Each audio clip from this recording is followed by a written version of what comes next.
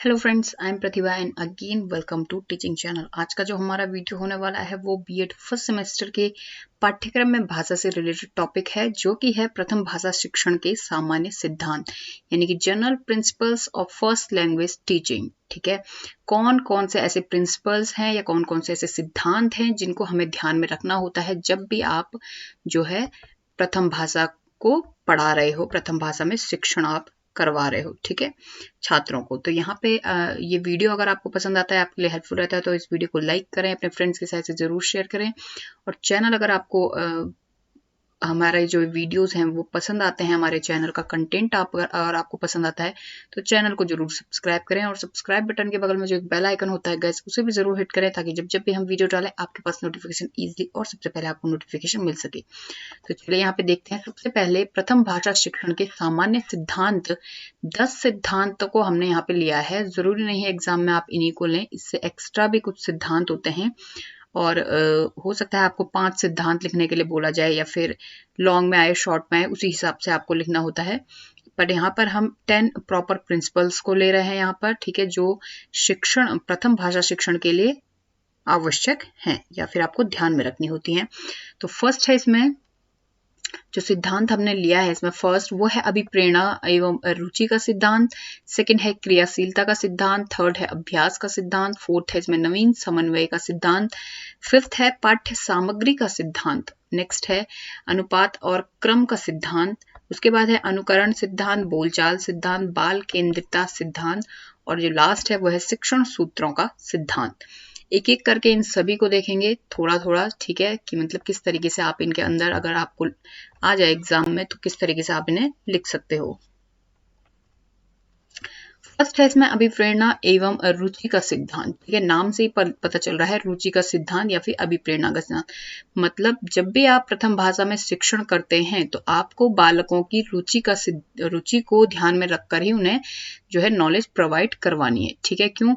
क्योंकि बच्चे को जब उन चीजों में इंटरेस्ट आएगा तभी वो उस चीज को ठीक से समझ पाएगा। ठीक है, तो यहाँ पे क्या है, रुचि के बच्चों की या बालकों की रुचि के अनुसार ही उनको प्रथम भाषा में शिक्षण करवाना चाहिए। सेकंड है क्रियाशीलता का सिद्धांत, क्योंकि इसमें क्या है कि बालक जो होते हैं वो क्रियाशील होते हैं, उसे करके सीखने में, यानी कि लर्निंग बाय डूइंग। ठीक है, उसे करके सीखने में ज्यादा आनंद आता है। ठीक है, वो इंजॉय करते हैं उस चीज को, जब वो खुद कुछ भी चीज को कर रहे हों और तब जाकर के वो सीखें। ठीक है, तो इसमें क्या है कि बालक की क्रियाशीलता को बनाए रखने के लिए उससे प्रश्न पूछना, मौखिक व लिखित कार्य करवाना आदि ऐसे कुछ कार्य होते हैं जिससे बालक क्या होते हैं, क्लास के अंदर जो है क्रियाशील होते रहें। ठीक है, वो बोर ना हो। ठीक है, और क्या है, उनको एक्टिव रखने के लिए बेसिकली आपको क्वेश्चन भी बीच बीच में पूछ लेने चाहिए। कोई ऐसा कार्य उनको दे देना चाहिए, चाहे वो मौखिक हो या फिर लिखित कार्य हो, जिससे उनकी क्रियाशीलता बनी रहे। थर्ड है यहाँ पे अभ्यास का सिद्धांत, यानी कि अभ्यास के सिद्धांत के अंदर क्या आता है कि जो बच्चा है वो जितनी तेजी से ग्रैप करता है किसी भी चीज को, ठीक है, वो जितनी तेजी से अगर किसी लेसन को याद कर रहा है, वो उतनी ही जल्दी उसे भूल भी जाता है। तो यहाँ पे क्या है कि आपको बालकों को बताना है कि निरंतर उन्हें अभ्यास करवाना है उस चीज का, ताकि वो उनके माइंड में सेट हो सके। ठीक है, तो यहाँ पे क्या है कि अभ्यास का सिद्धांत उनके लिए बहुत ही ज्यादा आवश्यक है प्रथम भाषा शिक्षण के लिए। फोर्थ है यहाँ पे नवीन समन्वय का सिद्धांत, यानी कि बालक उन विषयों एवं क्रियाओं में अधिक रुचि लेते हैं जो उनके वास्तविक जीवन से संबंधित होते हैं। अतः अध्यापक को चाहिए कि वे ऐसी पाठ्य सामग्री को चुने जिनका उनके जीवन से संबंध हो। ठीक है, उनके लाइफ से रिलेट करके अगर एग्जाम्पल भी अगर आप देते हो तो उनको जल्दी से वो समझ पाते हैं उस चीज को। तो ये है नवीन समन्वय का सिद्धांत।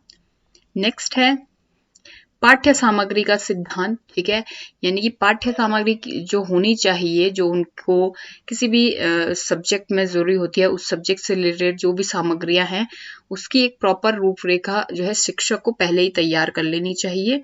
ठीक है, और अध्यापक को शिक्षा से पूर्व पाठ के उद्देश्य और उनकी प्राप्ति की विषय सामग्री का चयन बच्चों के स्तर के अनुकूल करना चाहिए। ठीक है, जिस भी लेवल का वो बच्चा है उसके अकॉर्डिंग उसको क्या क्या पाठ्य सामग्रियां लगेंगी, ठीक है, वो सारी चीजें एक टीचर को पहले ही देख लेनी चाहिए। सिक्स्थ है यहाँ पे अनुपात एवं क्रम का सिद्धांत, यानी कि जो सीखने का एक प्रॉपर क्रम है वो क्या है, यहाँ पे देख लेते हैं इसे।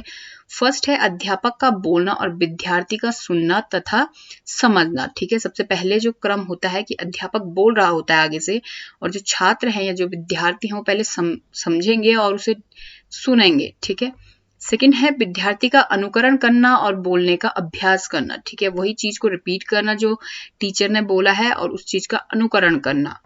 थर्ड है विद्यार्थी का पुस्तक पढ़ना आदि के ज्ञान की वृद्धि करना या फिर व्याकरण सीखना।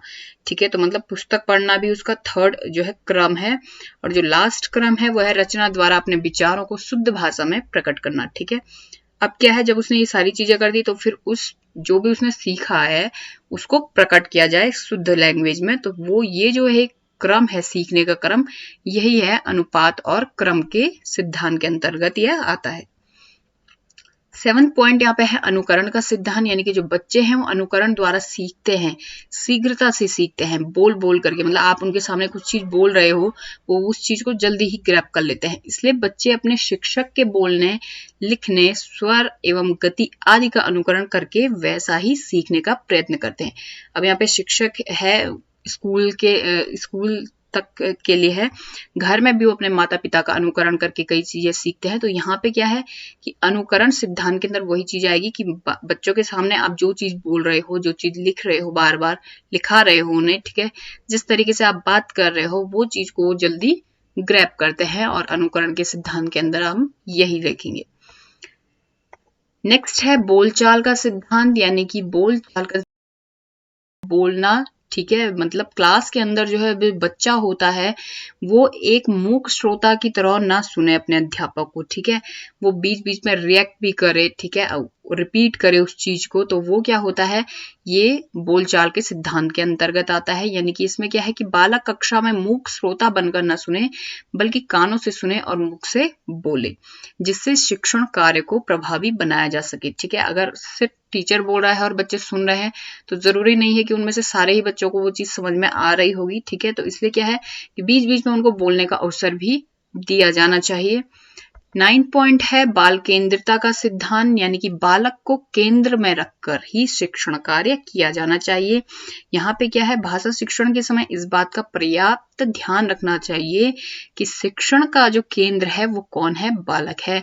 बालक के स्वभाव, क्षमता, रुचि, स्तर आदि का यहाँ पर जरूर ध्यान देना चाहिए कुछ भी शिक्षण करने से पहले, शिक्षण कार्य कराने से पहले। और जो लास्ट पॉइंट इसमें है वो है शिक्षण सूत्रों का सिद्धांत, यानी कि शिक्षण कार्य करने से बच्चों को सीखने में सरलता, सुगमता प्राप्त होता है। जैसे सरल से कठिनता की ओर, ज्ञात से अज्ञात की ओर, विशिष्ट से सामान्य की ओर, ये शिक्षण सूत्रों के अंतर्गत आते हैं। मतलब पहले आप उनको सरल चीज बताओगे, धीरे धीरे करके आप उन्हें कठिन प्रश्नों की ओर लेके जाओगे। सबसे पहले आप उनको ऐसी चीज बताओगे जो उन्हें ज्ञात है, ठीक है, उनके आसपास के एनवायरनमेंट से रिलेटेड है और उन्हें उस चीज को पता है। उसके बाद आप उसे ऐसी चीज बताओगे जो उसके लिए अभी तक अज्ञात थी, या फिर उससे रिलेट करके आप उसे बताओगे। विशिष्ट से सामान्य की ओर आप उसे लेकर के जाओगे। तो ये शिक्षण सूत्रों को आपको फॉलो करना होता है जब भी आप प्रथम भाषा में शिक्षण करवाते हो। तो आई होप गाइज कि आपको हमारा वीडियो पसंद आया होगा। अगर आपको हमारा वीडियो पसंद आया तो वीडियो को लाइक करें, शेयर करें, चैनल को जरूर सब्सक्राइब करते रहे। Thank you so much.